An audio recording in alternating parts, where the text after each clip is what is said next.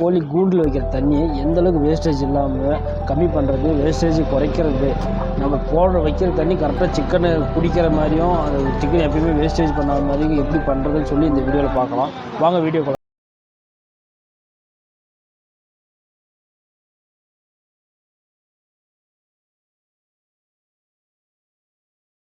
மூக்கு புடப்பா இருந்தா சில நேரத்தில் இப்படி எல்லாம் யோசிக்க தோணும் கொஞ்சம்.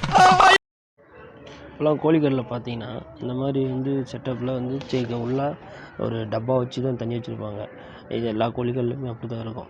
வேஸ்டேஜ் பண்ணாலும் ஆனால் அன்னன்னைக்கு ரேட் சொல்லணும். இந்த மாதிரி சின்ன டப்பா அது மாதிரி நிறைய பொருள் வச்சு தான் பண்ணிடுவாங்க. இதே நாம் வச்சுன ஒரு நிப்பிள் சிஸ்டம் பார்த்திங்கன்னா இந்த பண்ணைகளுக்கு அந்த மாதிரி பெரிய பெரிய பண்ணை அந்த மாதிரி இடத்துலலாம் யூஸ் பண்ணுற நிப்பிள் சிஸ்டம் தான். இப்போ இந்த கோழி குடிக்கிற இந்த மாதிரி நிப்பிள் சிஸ்டத்தை நம்ம வச்சுருக்கோம்.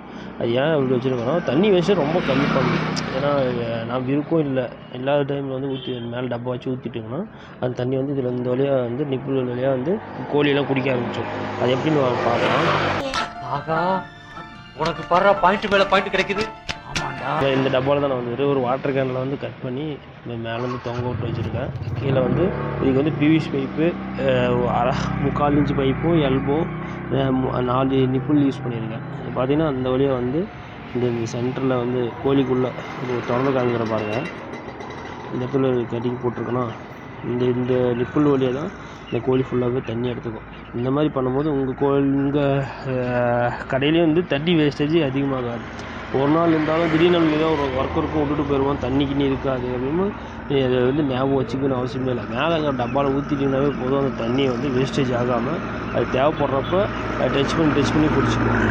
ஏன் இந்த மாதிரி சிஸ்டம் பண்ணுறோன்னா இது ஆல்ரெடி அதில் பழகினது. இந்த மாதிரி பழகி இருக்கிறதுனால இந்த மாதிரி நிப்பிள் சிஸ்டத்தை நம்ம யூஸ் பண்ணும்போது தண்ணி வேஸ்டேஜ் ரொம்ப ரொம்ப கம்மி பண்ணலாம்.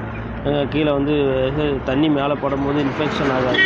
இன்னொன்று ஒரு கோழி இன்ஃபெக்ஷன் ஆகி சளி பிடிக்கும், அது மாதிரிலாம் எதுவும் ஆகாது. இந்த மாதிரி நீங்கள் தண்ணி வேஸ்டேஜ் பண்ணணும் கட்டுப்படுத்தும் போது பார்த்தீங்கன்னா எப்படி குடிக்குதுன்னு பாருங்கள். வீடியோ போட்டிருக்கேன் பாருங்கள்.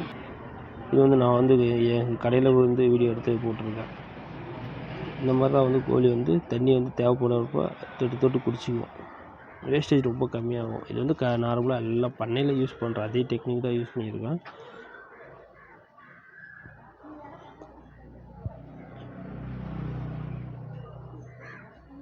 இது மட்டும் இல்லாமல் இங்கே பார்த்தீங்கன்னா ஒரு 4 இன்ச்சு கோழி இடம் அது மாதிரி நிறையா இருக்கும். நீங்களும் இது மாதிரி வேஸ்டேஜ் இல்லாமல் யூஸ் பண்ணணுன்னா மெசேஜ் பண்ணுங்கள். மறக்காமல் கமெண்ட் பண்ணுங்கள், லைக் பண்ணுங்கள். இந்த மாதிரி நிறைய வீடியோ போடுறேன், ஃபாலோ பண்ணிக்கோங்க. என்னங்க எனக்கு ஒன்றுமே புரியல. அதுதானப்பா எனக்கும் புரியல. Thank you, Your Honor. Thank you.